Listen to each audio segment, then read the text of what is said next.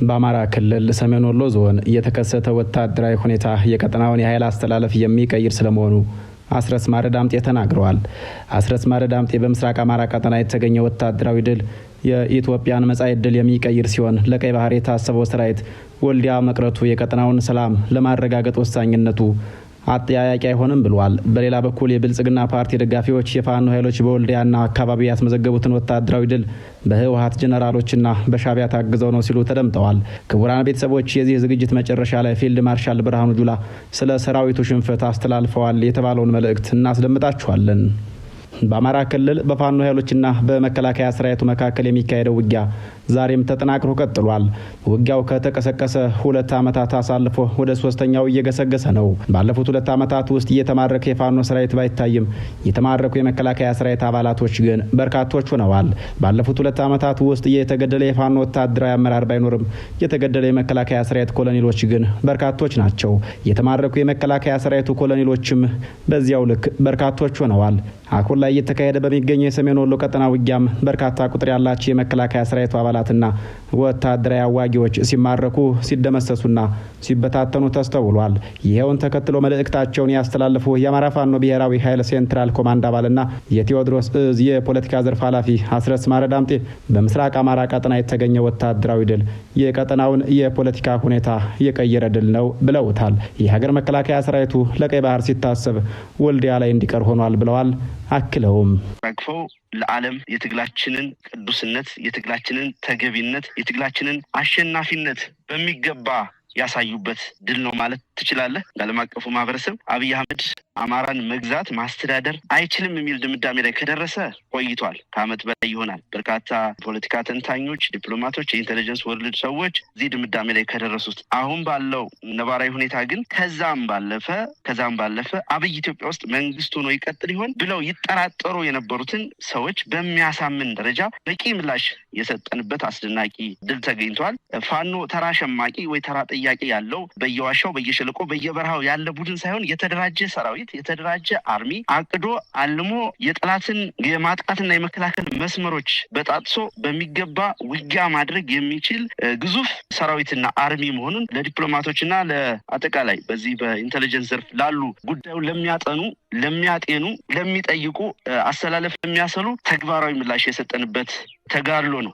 በተመሳሳይ መልኩ በመከላከያ ሰራዊቱ ላይ የደረሰውን ሽንፈት ተከትሎ ወታደራዊ ትንታኔ የሰጠው የብልጽግና ፓርቲ ደጋፊዎች በበኩላቸው ውጊያውን የመሩት የህወሓት ጀነራሎችና የሻዕቢያ አዋጊዎች ናቸው ሲሉ ተደምጠዋል። የገዢው ፓርቲ ብልጽግና ደጋፊዎችን ትንተና ተከትሎ አስተያየታቸውን የሰጡ ገለልተኛ ተንታኞች በበኩላቸው የፓርቲው ደጋፊዎች ለህወሓት ያላቸው ፍርሃት አጥንታቸው ስር የሰደደ ነው ሲሉ ይደመጣሉ። በተመሳሳይ መልኩ ለህወሓት ያላቸው ፍራቻ አጥንታቸው ስር የመግባቱን ያክል የአማራን ህዝብ የሚመለከቱበት መነጽር ደግሞ የንቀት ስለመሆኑ ያነሳሉ። የሆነ ሆኖ አስረስ ማረዳምጤ በመልእክቱ በርካታ ነገሮችን የዳሰሰ ሲሆን በምስራቅ አማራ ቀጠና የተገኘ ወታደራዊ ድል በሁሉም የክልሉ ቀጠናዎች የሚደገም ድል ስለመሆኑ ያብራራሉ። ከዚህም ባሻገር የዲፕሎማቲክ ማህበረሰቡ ጠቅላይ ሚኒስትር አብይ አህመድ የአማራን ክልል በሰላም ማስተዳደር እንደማይችል ያረጋገጠ ድል እንደነበር ነው የተናገሩት። በተለይም ሁሉም የፋኖ ኃይሎች አንድ ለመሆን በሚያወሩበት በዚህ ጊዜ የተገኘ ድል መሆኑ ደግሞ መሬት ያለው ሰራዊት አንድ ከሆነ ምን ያክል የማድረግ አቅም እንዳለው የተመላከተበት እንደሆነ ነው የተናገሩት። በተለይ ጠላት ህዝብ መሀል ተሸሽጎ ህዝብን ለጉዳት እንዳይዳርግ ከህዝብ በመነጠል መደምሰስ የሚቻል መሆኑን በታቀደ ወታደራዊ ታክቲክና ስልት የተሰራ ይህ ብቻ ሳይሆን እንደ ጉድ በገፍ የመጣውን የምርኮኛ ማዕበል በሞራል በመያዝ የህዝብ ልዕልናችንን ያሳየንበት የአማራን ህዝብ ለፍትህ ያለውን ቀናኢ አመለካከትና የሞራል ልዕልናውን በሚያሳይ መንገድ ምርኮኞች የተያዙበት በእርግጥም ደግሞ የምናደርገው ተጋድሎ ለትልቅ ህዝባዊ ዓላማ የምንዋደቅ መሆናችንን እንጂ ለተራና ቅርብ አዳሪ ለሆነ ዓላማ ያውንም ጦርነቱንም ያልጀመርን መሆኑን በትልቁ ያስመሰከርንበት ነው ብለን መውሰድ ትችላለህ። አብይ አህመድ ስልጣን ላይ ከወጣ ጊዜ ጀምሮ በርካታ የጦርነት ፕሮጀክቶችን አዋልዷል፣ ፈጽሟል፣ አከናውኗል። በሁሉም የጦርነት ፕሮጀክቶቹ በሰፊ ዓመታት ኢትዮጵያ መከላከያ ታሪክ ውስጥ ታይቶ በማይታወቅ እና እጅግ በሚያስደነግጥ ሁኔታ ሁሉም የጦርነት ፕሮጀክቶቹ የምርኮኛ ማዕበልን ለሚዲያውም ለኢትዮጵያውያንም ለሌላውም ዓለም ያስተዋወቁ ናቸው። በምስራቅ አማራ ቀጠና የተካሄደውን ጦርነት ተከትሎ የመከላከያ ሰራዊቱ ከፍተኛ አዛዦች አስቸኳይ ስብሰባ ተቀምጠዋል። በስብሰባቸው የተለያዩ ወታደራዊ መላምቶችን በማስቀመጥ እርምጃ ሊወሰድበት የሚገባ ወታደራዊ መኮንን ካለም መውሰድ እንደሚገባ ተነጋግረው ስለመወያየታቸው ተነግሯል። የፋኖ ኃይሎች አንድ እንዳይሆኑ መስራትም ሌላው ትዕዛዝ እንደሆነ የመረጃ ምንጮች መረጃውን አድርሰዋል። በኢትዮጵያ ሰላም የሚለው ቃል በተደጋጋሚ ከመጠራትም ባለፈ ሰላም ከራቀ በርካታ ዓመታቶች አልፈዋል። በተለይም ራሱን የለውጥ እያለ የሚጠራው መንግስት ወደ መንበረ ስልጣኑ ከመጣ በኋላ ሰላም እንደ ሀገሪቷ ኢኮኖሚ እንደ ሀገሪቷ ዜጎች ሁሉ ከኢትዮጵያ ተሰዷል። ሰላም የዚህ ወቅት አንገብጋቢ ጥያቄም ነው። ለወትሮው ሰላም የሚለው ቃል የሚዘወትረው በሃይማኖት አባቶች፣ በካህናት፣ በቀሳውስታትና በቃልቻዎች ዘንድ ነበር። ዘንድሮ ሰላም የሚለምነው የሀገሪቷ መከላከያ ሰራዊት አባልና ተዋጊ ኃይሎች ጭምር ናቸው። የመከላከያ ሰራዊት አባላት ለምን እንደሚዋጉ፣ ለምን በየጥሻው እንደሚወድቁ በግልጽ የሚያውቁ አይመስልም። በመሆኑም በሚያገኟት ጥቂት ፋታ የእጅ ስልካቸውን በማውጣት ሰላም ሲማጸኑ ይሰማሉ። ሰላም የዘመኑ ርካሽ ጥያቄ ግን ውድ መልስ ሆኗል። በአንድ በኩል የፋኖ ኃይሎች አንድ አለመሆን፣ በአንድ በኩል የህወሓት የስልጣን ፍላጎት፣ በአንድ በኩል የኦሮሞ ተገንጣይ ጽንፈኛ ሀሳቤ፣ በአንድ በኩል የብልጽግና ፓርቲ ደሴትና ሌሎች የሀገሪቷ አንኳር ፈተናዎች ናቸው። መሰል የሀገሪቷ ፖለቲካዊ ፈተናዎች የሚመክኑት የብሔር ፖለቲካ በህግ ሲታገድ ነው የሚሉ ወገኖች በርካቶች ናቸው። በኢትዮጵያ ፖለቲካ የብሔር ፖለቲካን የተከለውና የጠነሰሰው ህወሓት ወይም ኢህአዴግ እንደሆነ የሚነሳ ነጥብ ነው። በማስከተልም የብሔር ፖለቲካ አሁን የሀገሪቷ ላለችበት ችግር ዋናው ተጠያቂ እንደሆነ በስፋት ይጻፋል። በማህበራዊ ሚዲያም ሆነ በዋና ዋና ሚዲያዎች በስፋት የሚተነተነው የሀገሪቷ ችግር የብሔር ፖለቲካ ነው። ቁጥራቸው ቀላል ያልሆኑ ፖለቲከኞች የብሔር ፖለቲካን ይቃወሙታል። አንዳንድ ምሁራን ሳይቀሩ የብሔር ፖለቲካ አደገኝነትን አቀንቅነዋል፣ የሚመከር አይደለም በሚል የኢትዮጵያን አሁናዊ ሁኔታ እየተመለከቱ ጽፈዋል። በርካታ በአማርኛ የተጻፉ የብሔር ፖለቲካ ኮናኝ መጣጥፎች በኢንተርኔት የሚገኙ ናቸው። ነገር ግን ለብሔር ፖለቲካ መነሻ የሆነውን ጭቆና፣ አድሎ፣ መገለል ወዘተ ላይ አተኩሮ የሚጽፉ የሚተነትኑ የሚናገሩ አንደበቶች ግን ብዙም አይሰሙም። የብሔር ፖለቲካ የማይመቸው ወይም ብሔር ፖለቲካ ጠል የሆኑ ወይም በብሔር ፖለቲካ ምክንያት ጥቅማቸው የተጎዳባቸው ጥቂት ጩኸታሞች ድምጽ ጎልቶ ይሰማል። የብሔር ፖለቲካን የህልውናቸው መሰረት አድርገው የሚያዩ የጭቆና ስርዓት ገፈት ቀማሽ የነበሩ አብላጫው ህዝብ የሚወክሉ ድምጾች ግን ጩኸታቸው አይሰማም። በቀላል አባባል ድምጽ አልባ ጩኸት በኢትዮጵያ ፖለቲካ አለ እንደማለት ነው። ይህ ድምጽ አልባ ጩኸት ብዙሃኑን ብሔሮችና ብሔረሰቦችን ድምጽ የሚወክል ነው። በተጨባጭ ምን ማለት ነው ከተባለ ከ70 እስከ 80 በመቶ የሚሆነው የኢትዮጵያ ህዝብ አካል የሆኑት ብሔሮችና ብሔረሰቦች የብሔር ፖለቲካን የሚጠሉት አይደለም። የብሔር ፖለቲካ መሰረተ ሀሳቡ የእያንዳንዱ ብሔር ወይም ብሔረሰብ መብት፣ ቋንቋ፣ ራስን በራስ ማስተዳደር ወዘተ ማለት ይሆናል። የብሔር ፖለቲካ ማለት ደግሞ የእነዚህ ህዝቦች መብት፣ እኩልነት፣ ነጻነትን፣ ፍትህን፣ ራስን በራስ ማስተዳደርን ወዘተ ማቀንቀን እንደማለት ነው። አሁን ኢትዮጵያን ያጋጠሟት ውስብስብ ችግሮች ምን እንደሆኑ የምንበይንበት ሳይንሳዊ ትንታኔ ቅጥ እያጣ መጥቷል የሚሉ ወገኖችም የዚያኑ ያክል በመበራከት ላይ ናቸው። አበራ ደሳለው የተባለው ጸሐፊ አሁን በኢትዮጵያ ያለው የግጭት አዙሪት የሚበየንበት ንድፍ ሀሳባዊ መሰረቱን ብዙ ሰነዶችን በማገላበጥ ገላጭ ሆኖ ያገኘሁት አንድ ንድፍ ሀሳብ ብቻ ነው ይላሉ። እሱም ከዚህ በታች የሚቀርበው ብሔረሰባዊ ደህንነት አጣብቂኝ ወይም በእንግሊዝኛ አግባብነቱ ኢትኒክ ሴኩሪቲ ዳይለማ የሚባለው መንስኤ ነው። ጸሐፊው አክለውም የኢትዮጵያ ችግር በዚህ ንድፍ ሀሳብ መነጽር ከታየና ምሁራን ከሰሩበት ለኢትዮጵያ ችግር መላ ሊገኝ ይችላል ብዬ አምናለሁ ይላሉ። ከዚያ ውጭ የችግሩ ብቸኛ መንስኤ የብሔር ወይም የብሔር ፖለቲካ ውጤት ነው ብሎ መዘባረቅ ሀገሪቱን ከገባችበት ቀውስ የሚያወጣት አይደለም። የብሔር ፖለቲካ ኢህአዴግ ወይም ህወሓት የፈለሰፈው ርዕዮተ ዓለም አይደለም። ምናልባትም ህወሓት በኢትዮጵያ የብሔር ፖለቲካን ወደ መሬት በማውረድ የመጀመሪያው ድርጅት ሊሆን ይችላል። ነገር ግን የብሔር ፖለቲካ በዓለም ደረጃ የተሰራ አሁንም ያለ የደረጀ መሰረተ ሀሳብ ያለው ፖለቲካዊ መንገድ ነው። የብሔር ፖለቲካ በዲሞክራሲያዊ አግባብ ከተመራ ሰላምን፣ መቻቻልን፣ መከባበርን የሚያመጣ መሆኑን የተዳሰሱ ጽሑነ ጽሑፎች ያረጋግጣሉ። ታንዛኒያ እንደ ኢትዮጵያ ሁሉ ብዝሃ ብሔር ያላት ሀገር ስትሆን አንድም ቀን በቋንቋ በብሔር ተጣልተው አያውቁም ዜጎቿ።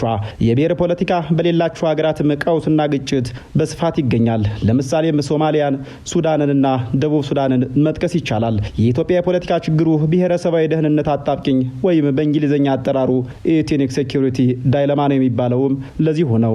ጆን ሄርዝ በ1950 ዓ.ም ባሳተመው ጥናቱ የደህንነት አጣብቂኝ ዋናው መፈልፈያ የፖለቲካ ስልጣን ቡድኖች ናቸው ይላሉ። ጆን ሄርዝ የደህንነት አጣብቂኝ ከቡድኖች ፖለቲካዊ ደህንነት አንጻር ተመልክቶታል። ሰዎች ወይም ቡድኖች ወይም መሪዎቻቸው በደህንነት አጣብቂኝ ላይ ይወድቃሉ። በእንዲህ አይነት ሁኔታ ያሉ ቡድኖች ግለሰቦች በሌሎች ግለሰቦችና ቡድኖች ጥቃት እንዳይደርስባቸው ተገዥ እንዳይሆኑ ወይም እንዳይጠቁ ከፍተኛ ስጋት ውስጥ ይገባሉ። በአማራ ክልል ታጥቀው የሚንቀሳቀሱ የፋኖ ኃይሎች የመታገያ ኮዛቸው የህልውና ችግር ነው ይላሉ። አማራ በሚባለው ማህበረሰብ ላይ የመጥፋት አደጋ የተጋረጠ በመሆኑ ከፈጽሞ ጥፋት መታገል ይገባል ሲሉም ይደመጣሉ። ይህን የመታገያ ኮዛቸውን ተከትሎ በከፈቱት ጥቃት ነው እጅግ በርካታ ቁጥር ያላቸው የመከላከያ ሰራዊቶች እየተማረኩት። ያስመዘገቡትን ወታደራዊ ድልም ቀጠናዊ ጠቀሜታ ያለው ድል በሚል ጠርተውታል። በቀጠናው የተገኘው ድል እንዳነሳው የብልጽግና ፕሮፓጋንዳ ሰዎች በምንም ነገር ሊሸፍኑት የማይችሉት የሚዳሰስ የሚጨበጥ የምርኮኛ ማዕበል ነው የታየው። በዚህ ምክንያት ከፍተኛ መደናገጥ ውስጥ ገብተዋል። አንዳንዶቹ ደግሞ ሀገር ሊፈርስ ነው፣ መከላከያው ከፈረሰ ሀገሩ ይፈርሳል የሚል ሌላኛው ማስፈራሪያ ውስጥ ገብተዋል። እንደምታውቀው ላለፉት 7 እና 6 ዓመታት አብይ አህመድ የሚባል አረመኔ ኢትዮጵያ መንበረ ስልጣን ላይ ከወጣ ጊዜ ጀምሮ ኢትዮጵያን የማፍረስ ሂደት ነው እያከናወነ ያለው። አብይን ማስወገድ በእኔ እምነት ኢትዮጵያን ማዳን፣ ኢትዮጵያን ህልውና ማስቀጠል እንደሆነ ነው የሚሰማኝ። ከዛ በተቃራኒ መከላከያው ከፈረሰ ይሆናል የሚል ስጋትም ያለባቸው አሉ። የሆነ ሆኖ መደረግ ያለበት ነገር በአጠቃላይ ተጋድሎ ተቀጣጥሎ መቀጠል ነው ያለበት። እዚህ ድል የተገኘበት ቦታ የአማራ ክልል የሚባለው ቀጠና ውስጥ ካሉ አንድ ወሳኝ ስትራቴጂካዊ ቦታዎች መካከል አንደኛው ተደርጎ የሚወሰድ ነው።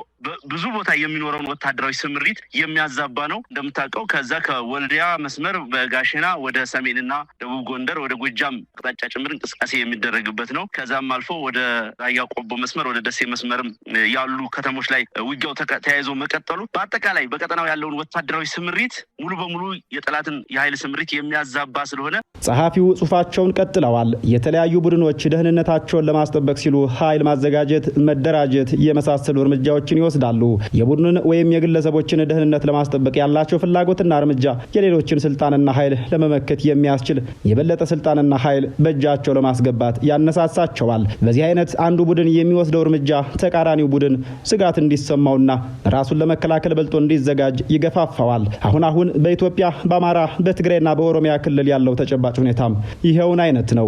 ኢትኒክ ሴኩሪቲ ዳይለማ የሚለውን መሰረት ሀሳብ ከዳሰሱ የዘርፉ ምሁራኖች መካከል ሲድማን የተባለው ጸሐፊ በበኩሉ ብሔረሰባዊ ቡድኖች ደህንነት የሚሰማቸው ስልጣን ከተቆጣጠሩ ወይም የራሳቸውን ጉዳይ ላይ ተጽዕኖ የሚያሳርፉ ፖሊሲዎች ላይ ስልጣን ሲጋሩ ነው ይላሉ። በኢትዮጵያ ነባራዊ የፖለቲካ አውድ ውስጥ የአማራ ሕዝብ ስልጣኑን ከተነጠቀ ድፍን 50 ዓመታት ተቆጥረዋል።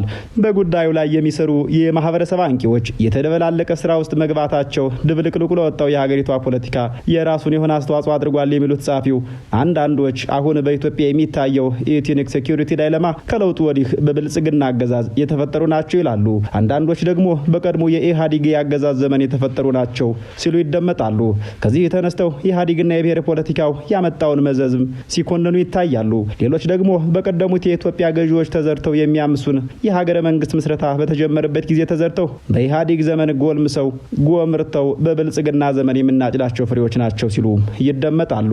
ኢትኒክ ሴኩሪቲ ዳይለማ በቡድኖቹ መካከል የነበረ ያለና የሚኖር ዩኒቨርሳል ባህሪ ነው የሚሉም አይታጡም። በኢትዮጵያ ብሔር ብሔረሰብ የሚባሉ ቡድኖች ከተፈጠሩ ጊዜ ጀምሮ ነበረ፣ አሁንም አለ፣ ወደፊትም ይኖራል።